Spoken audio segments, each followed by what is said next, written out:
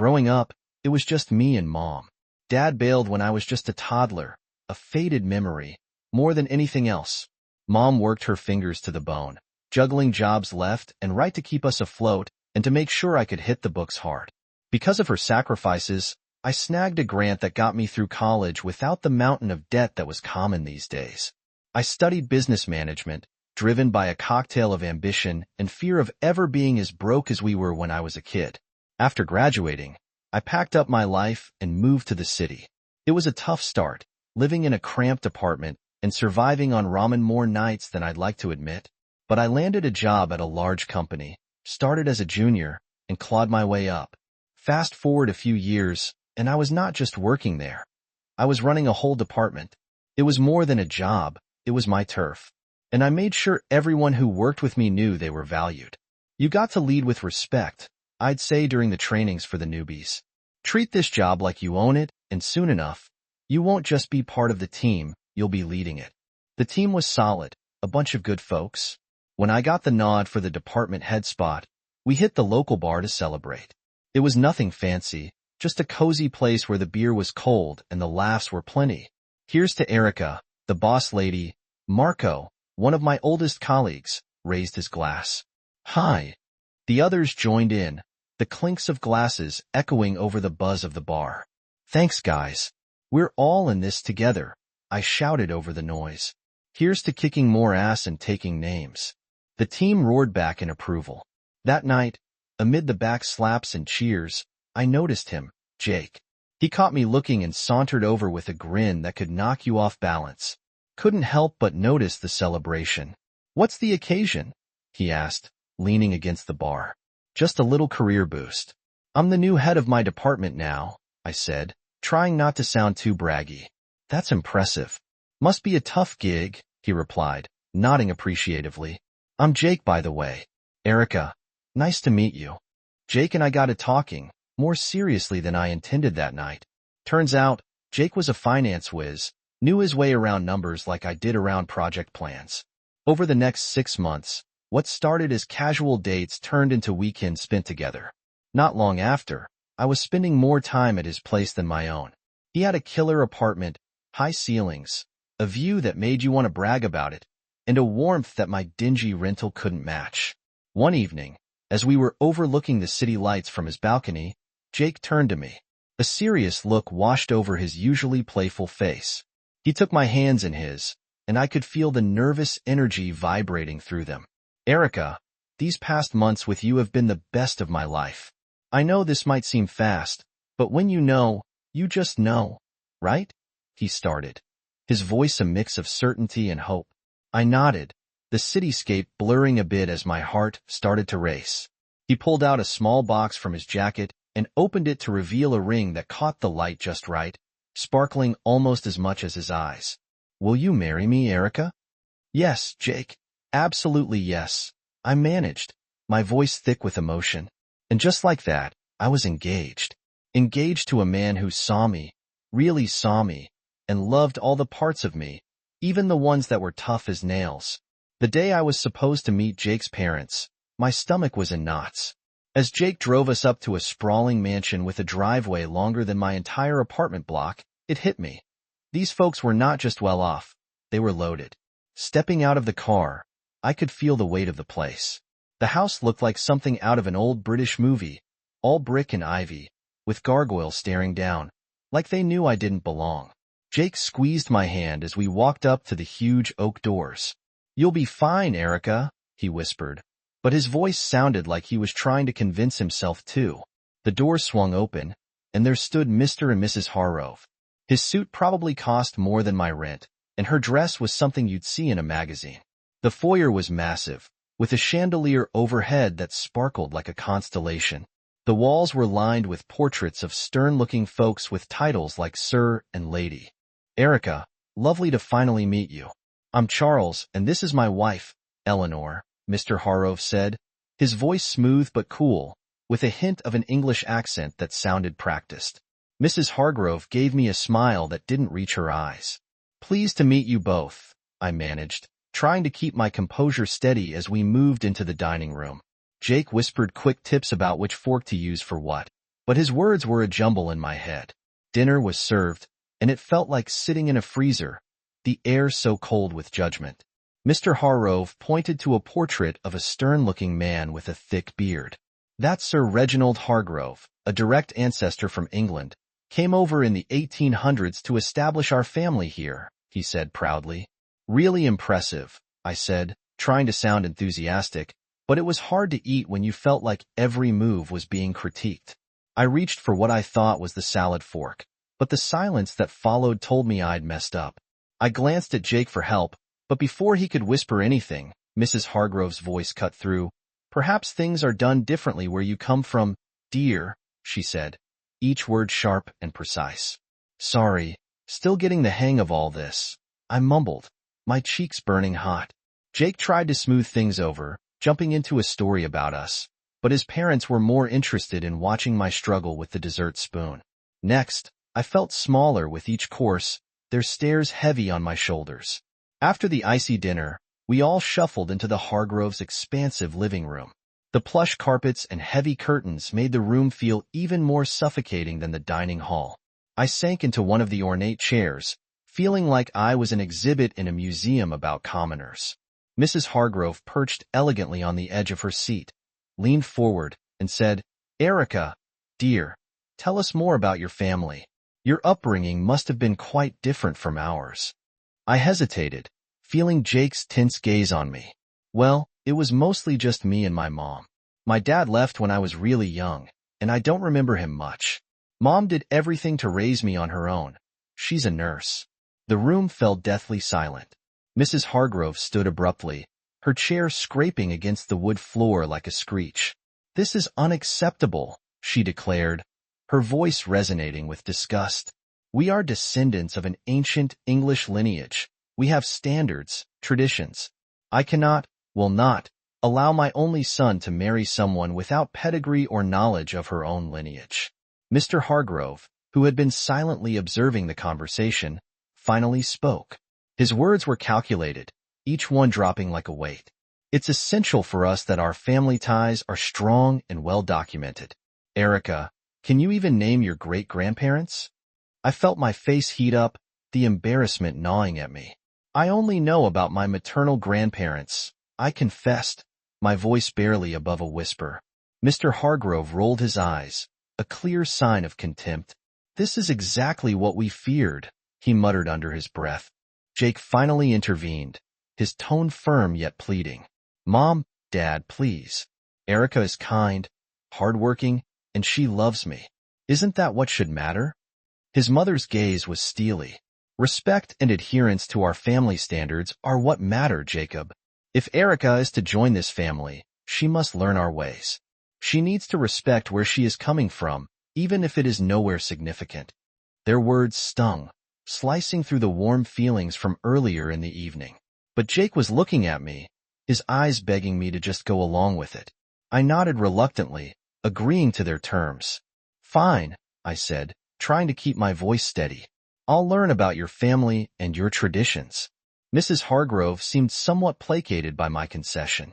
Good. You'll start by familiarizing yourself with our family tree and understanding who each person in those portraits is. It's not just about names, Erica. It's about respect for our lineage. They continued talking about their expectations. I felt a part of me shrivel up. The evening had turned from a simple meet and greet into a trial by fire. I had agreed to their demands, yes, but at what cost? As the room filled with discussions of ancestors and noble deeds, I couldn't help but feel alienated from these people and, oddly enough, from the parts of Jake that were tied so tightly to them. The weeks following that stiff dinner were a whirlwind. I barely had time to catch my breath between working my day job and attending the slew of etiquette and style courses that Mr. and Mrs. Hargrove insisted I take. My day started with the buzz of an alarm before sunrise and ended long after the sun had set, leaving me feeling like a zombie. Elbows off the table, Erica, the etiquette instructor chided gently during one of our sessions. And remember, the soup spoon moves away from you when you scoop. I nodded, attempting to mirror her movements, but my mind was on a million other things, like the mountain of work waiting for me back at the office and the never-ending wedding plans. You're doing well, she reassured, her voice soothing. These things take time to become second nature. I gave her a weak smile. Thanks, it's a lot, you know. As if on cue, my phone rang. It was Mom.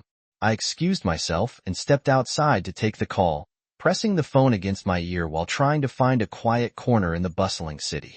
Hi, Mom, I greeted, my voice more tired than I intended. Erica, darling, how are the wedding preparations going?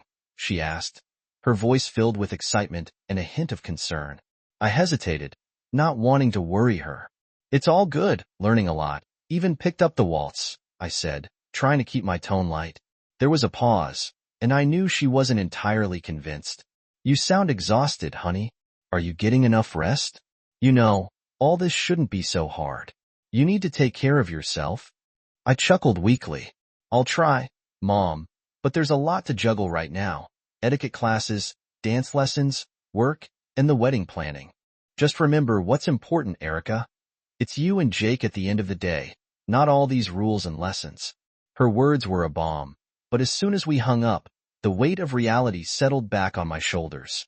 I was caught in a tug of war between pleasing Jake's parents and maintaining my sanity. Every day felt like a marathon with no finish line in sight. Back inside, I resumed my training. The instructor's voice was a droning background noise as I practiced the proper way to hold a wine glass, pinch the stem, not the bowl.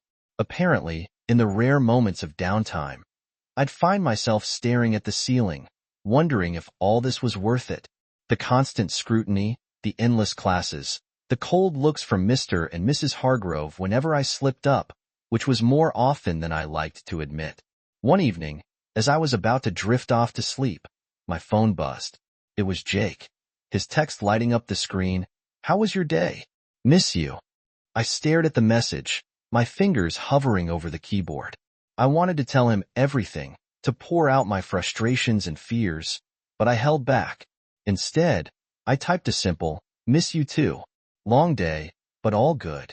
As I set the phone down, the silence of my apartment felt overwhelming. Was this how it was going to be, pushing through the exhaustion, smiling through the stress, all for the sake of fitting into a world that seemed increasingly alien to me? The big day had finally arrived. The venue was a flurry of flowers, fancy dresses, and the faces of the city's high society milling about. My stomach was in knots as I stood in my long, flowing white dress, trying to catch a breath. My mom came over, adjusting a straight curl on my forehead. Everything will be just fine, Erica, she reassured me with a soft smile. I wanted to believe her, but the minute the ceremony began, any hope of a peaceful wedding evaporated. Jake's parents were on a warpath of superiority. Mr. Hargrove greeted guests with an air of boastfulness, and Mrs. Hargrove was quick to point out to anyone within earshot how they had made everything possible. As the guests settled, I tried to mingle, but Mrs. Hargrove pulled me aside with a frosty smile. Erica, dear, make sure our friends are taken care of. Fetch some drinks. There's a good girl, she instructed, gesturing imperiously towards a group of elderly gentlemen discussing politics loudly. But I started only to be cut off by her sharp glance. No, but you're practically family. Now show some initiative, she snapped. Reluctantly, I carried trays of champagne and hors d'oeuvres between tables, my dress trailing behind me. The weight of the fabric and the task made me feel more like a servant than a bride. I caught glimpses of Jake laughing and chatting, oblivious to my plight. As I passed another round of drinks, I overheard Mrs. Hargrove's voice rise above the chatter. Erica will be serving us tonight. It's good practice for her, don't you think? Her tone was condescending, her eyes scanning the crowd for approval. That was the last straw. I approached her, my hands shaking slightly but my voice firm. I am not a waitress at my own wedding. There are staff here who are supposed to do this. Mrs. Hargrove stood up, her expression one of mock surprise. You should be great, Giraffe. We allowed such a simple girl into our family. Remember your place, Erica, she hissed, her words like daggers. I felt a flush of anger rise to my cheeks.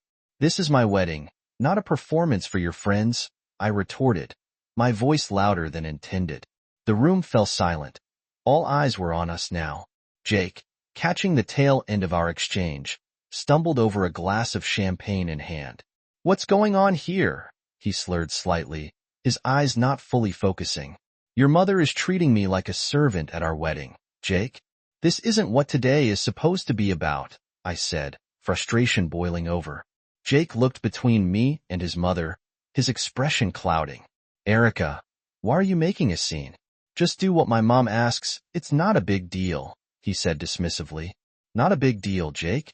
This is our day, and your mom is ruining it. I shot back, disbelief and hurt swirling together. He took a long sip of his champagne before speaking.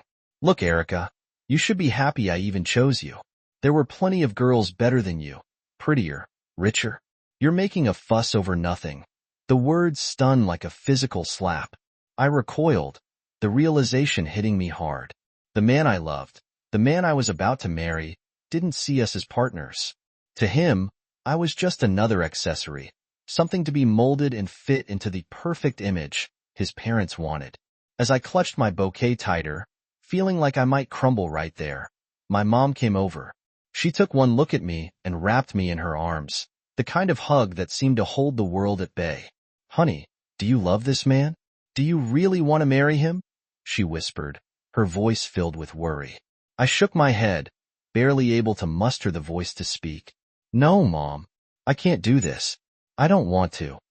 Mom nodded, her jaw setting in that determined way that I knew all too well. She gently took the bouquet from my hands and guided me to a chair, her touch reassuring. Then, with a surprising sprightliness, she approached the DJ, asked for the microphone, and turned to face the gathered crowd. Ladies and gentlemen, may I have your attention, please? Her voice clear and steady cut through the murmurs, drawing every eye in the room to her. There was a hush, the kind that precedes a storm. She took a deep breath and turned to face Mr. and Mrs. Harrove directly. I have something important to share about truth and pretense, she began, her gaze unwavering. I went to the same school as Charles and Eleanor Harrove back then. They didn't carry an English accent or boast of noble blood. Their families were hard-working folks, just like ours. A murmur rippled through the crowd. Charles's father was a mechanic, and Eleanor's mother served tables at the local diner. She paused, letting the words sink in.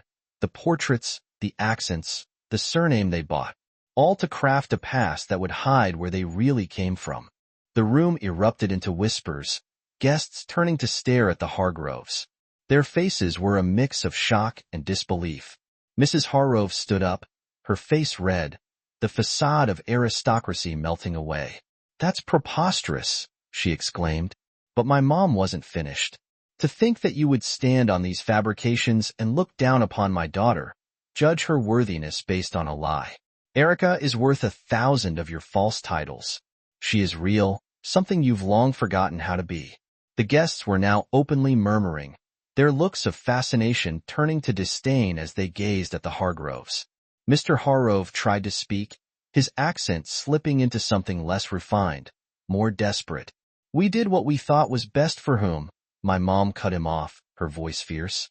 For your son, for society, or just for your own shallow pride? The confrontation had drawn everyone's attention, and now the room was buzzing. The atmosphere was charged with tension and revelations. The Harrows seemed to shrink, their grandeur dissolving into the air, leaving nothing but the stark, plain truth of their origins. Jake's face twisted with a mix of shock and anger. He stormed up to me, his voice barely a hiss as he leaned close. You've ruined everything, Erica. You've disgraced my family, and now you're questioning if I want to marry you after this spectacle. His words stung, but before I could respond, he grabbed my arm, pulling me slightly closer. I'll teach you how to be a good wife, one who knows her place and obeys. His threat hung in the air, heavy and chilling. I pulled my arm back with all my might, stepping away from him. The room was dead silent now. Everyone's eyes were on us. This was the man I had intended to marry. This was the family I was about to join. No, this couldn't be my life, I thought. I took a deep breath, my mother's earlier strength flowing through me. There will be no wedding, I announced loudly, making sure every guest heard. I regret that I ever considered marrying someone who truly matches the arrogance and deceit of his parents. Murmurs filled the room, some of shock, others of support. Parents. Murmurs filled the room, some of shock, others of support. Jake stood there, mouth agape, as if trying to catch the words and stuff them back into my mouth. My mother came to my side, her presence a comforting shield against the chaos. Together, we walked through the crowd, our heads held high. In the weeks that followed, news of the Haros' disgrace spread through the city. Their fabricated lineage and high society standing crumbled like a house of cards in a breeze. People who once revered them now crossed the street to avoid their shame. They sold their mansion and moved away, seeking a fresh start where their past wouldn't haunt them. As for Jake, I heard bits and pieces, rumors of a downward spiral of nights spent at bars, trying to drink away the scandal. I didn't know if they were true, and frankly, I didn't care to know. He had shown his true colors, and they were too dark and twisted for me ever to want to look back. "Thank you, Mom," I said to her one evening as we sat in our modest living room, a stark contrast to the opulent falsity I had almost married into. For everything, for being there, for standing up for me, for helping me see the truth before it was too late. She took my hand, squeezing it gently. "I'll always be here, Erica. You're my daughter, and I raised you to be strong and true. No man, no family, can ever make you less than what you are." We sat there, the TV chattering in the background, a normalcy that felt refreshing. I had lost a fiancé, but gained back my life, my self-respect, and more importantly, my future. After the whole wedding debacle, going back to work felt like walking into a sanctuary. My colleagues, who had heard about the chaos, were nothing short of supportive. "Erica, you dodged a bullet, girl," Marco said as soon as I walked into the office. He was leaning against my desk, a steaming cup of coffee in his hand, which he handed to me as a peace offering, or maybe a welcome-back gift. "Thanks, Marco. Feels good to be back," I replied, taking the coffee and savoring the familiar bitter warmth. "And yeah, that bullet was more like a cannonball," Jenny chimed in from her cubicle across the way. "Anyone who makes you serve guests at your own wedding is no husband material. You deserve way better, hun." I smiled, grateful for the camaraderie. "I think so too. It's nice to be back where I'm appreciated for what I do, not for the family I might have married into." As the days turned into weeks, the support from my team didn't waver. It was during this healing time that I met Brian. He was a friend of a friend, nothing fancy about his background, just a genuine guy with a quick smile and an easygoing attitude that was infectious. We met at a small get-together. It was low-key, just a few friends hanging out on a Saturday afternoon. He was there laughing at something silly when I walked in. "Hey, you must be Erica," he said, standing up to greet me. "I've heard a lot about you. All good things, I promise." "Thanks, Brian. I hope they didn't embellish too much," I replied, trying to match his easy demeanor. We hit it off instantly. His family was the polar opposite of the Hargroves. The first time I met his parents, they welcomed me with warm hugs and genuine smiles. "Erica, we're just glad Brian found someone who makes him so happy," his mom said, pulling me into a hug as soon as I stepped through their front door. It was refreshing, the simplicity of it all. No pretenses, no demands, just mutual respect and acceptance. Brian and I weren't rushing anything. We were taking our time getting to know each other beyond the surface level. Back at work, my boss called me into his office one day. "Erica, I just want to say we've all noticed how you've handled everything. It's not been easy, but you've managed to keep your performance top-notch." I nodded, unsure where this was leading. "We think it's time for another promotion. You've proven you can handle just about anything, and your leadership has never wavered." Leaving his office, I felt a surge of pride. With a new relationship developing, a career on the rise, and the respect of those I cared about, I was finally finding in a place where I felt I belonged.